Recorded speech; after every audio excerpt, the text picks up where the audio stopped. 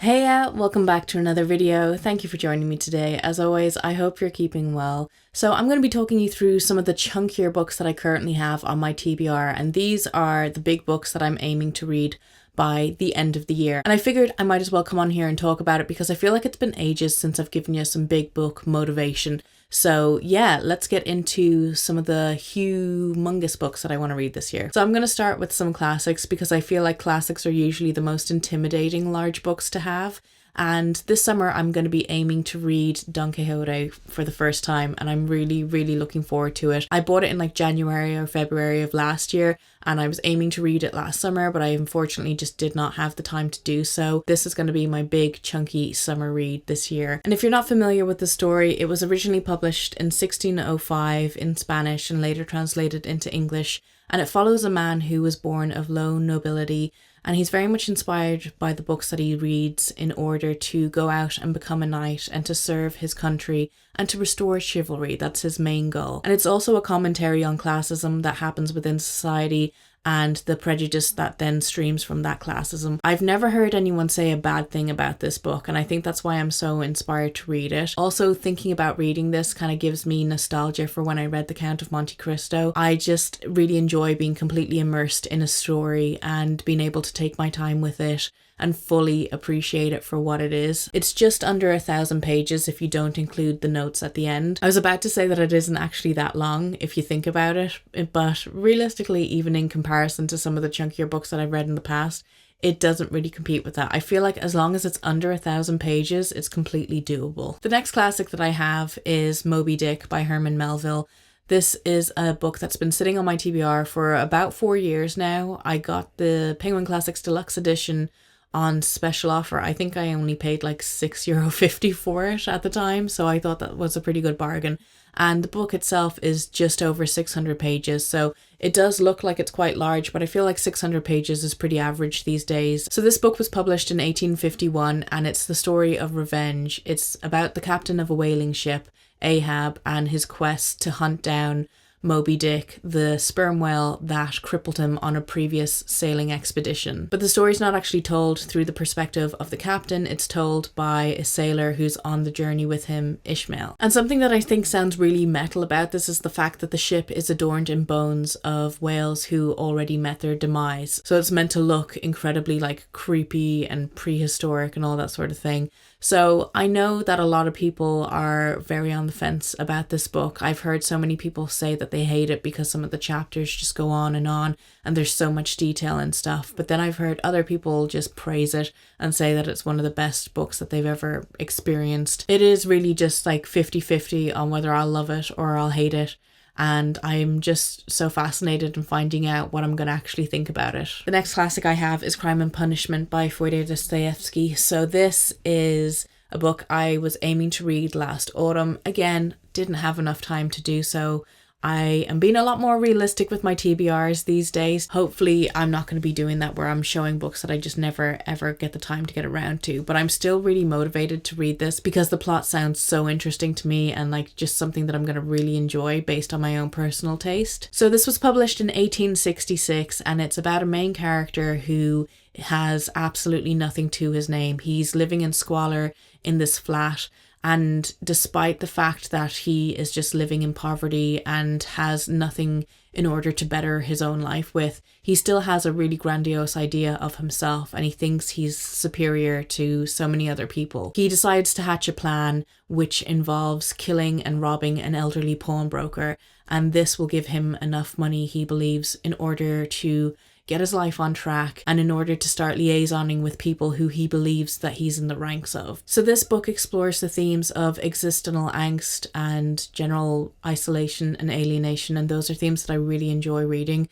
And the book itself is around 500 pages, so again, it's not as chunky as some of the other ones, but again, it does look quite intimidating. And then the last chunky classic that I'm going to be getting to is Ulysses by James Joyce. So this was published in full in 1922. It was actually published the same day of James Joyce's 40th birthday, and it follows 3 characters throughout one day in Dublin City.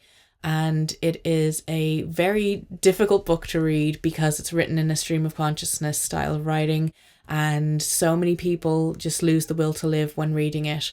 But I'm hoping to read this as part of a reading vlog because I really don't see myself being able to get the motivation to read it otherwise. So I'm aiming to read this in early June and hopefully be able to line it up with Bloomsday, which is on the 16th, which is the day that the story takes place. And I'd like to do some vlogging, basically maybe go to the James Joyce Tower or film some people around town, because a lot of people who are big James Joyce enthusiasts will dress up in Dublin in like old-timey garb, and it's just a really interesting day. There's a lot of readings that take place around the city, and if you're just into like literature or history or anything like that, it's just a cool experience. The pages themselves actually aren't that bad, like they're quite narrow, so mentally I'm halfway done. This is probably the book that's been sitting on my TBR the longest at this point, which is about 4 years, so I don't really have any books older than 4 years on my bookcase, which I think is pretty good. Now to get into the more contemporary stuff, but the first book that I'm actually going to be reading out of all of these books is going to be A Little Life by Hanya Yanagihara. This is a book that I've been procrastinating on reading based on seeing so many people's negative reviews of it. It's really considered to be like torture porn. And even though I do enjoy books that are just completely hopeless and devoid of any happiness, what's interesting about this is that the author herself doesn't believe in therapy, so therefore her characters just really go through it.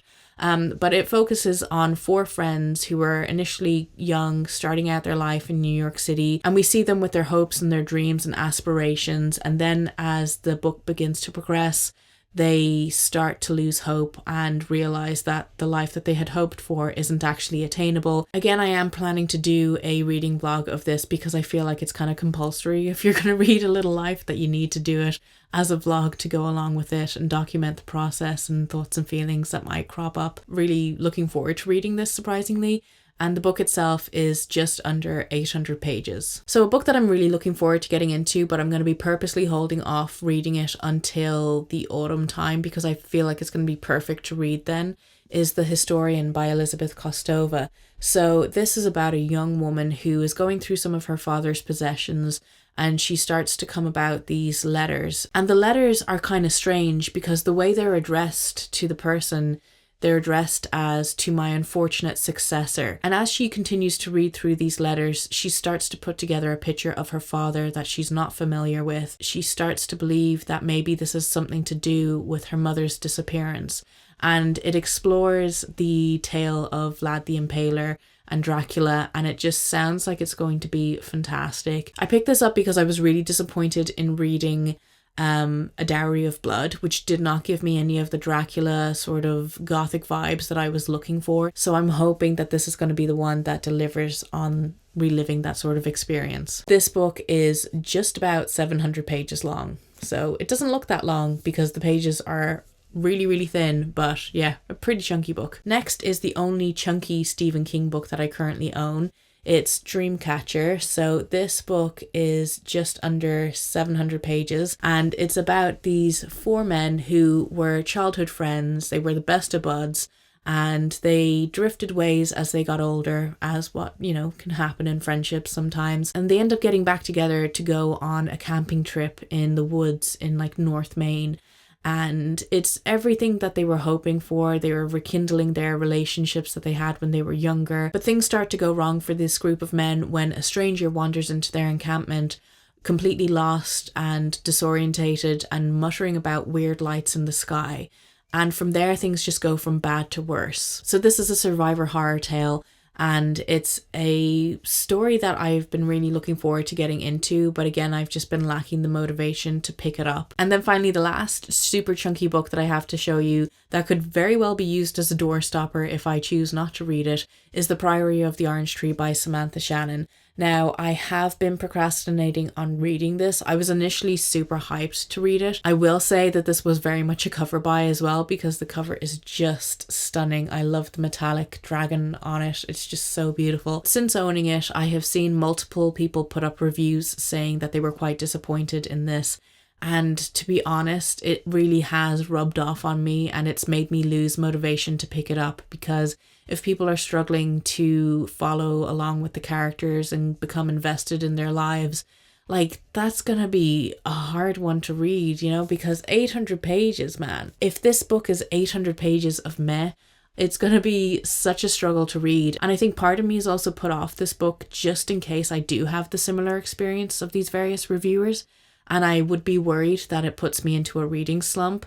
And I've been trying to avoid reading slumps like the plague, you know. I haven't been super motivated for the last couple of weeks with reading. I still have been reading, but I've been having to force myself to read every day in order to get to the page count that I want. So the story of this is that it's an epic fantasy. It's set in an ancient world that is incredibly divided. There is a queendom that has no heir. There's an ancient evil that's reawoken and poses a lot of threat to everyone. And then we also have warring factions who are battling it out for power in order to reshape the world that they live in. I keep staring at the spine of this on my shelf and it really stands out because of the yellow. And every time I see it, I'm like, I gotta read it. I gotta read you. Gotta get you done. So I'm gonna use this video as motivation to finally get it done, and hopefully it won't be a waste of time. So those are all the absolute chunkers that are currently on my TBR that I'm planning to read this year. I do have high hopes that I'm going to get all these read, but I also am currently living under the delusion that I will be able to complete every single unread book that I currently own, which stands at 83. If you've read any of these books and have any opinions on them, let me know your thoughts below. I love hearing from you. If you haven't already done so, feel free to like and subscribe. It really helps the channel out. And if you want to keep up with me outside of YouTube, you can follow me on my Instagram, on my TikTok, where I post various different bookish related content. Sometimes not so much. Sometimes I talk about physical media or gaming or this or that. And as always, I hope you enjoyed this video and I'll talk to you soon. Goodbye.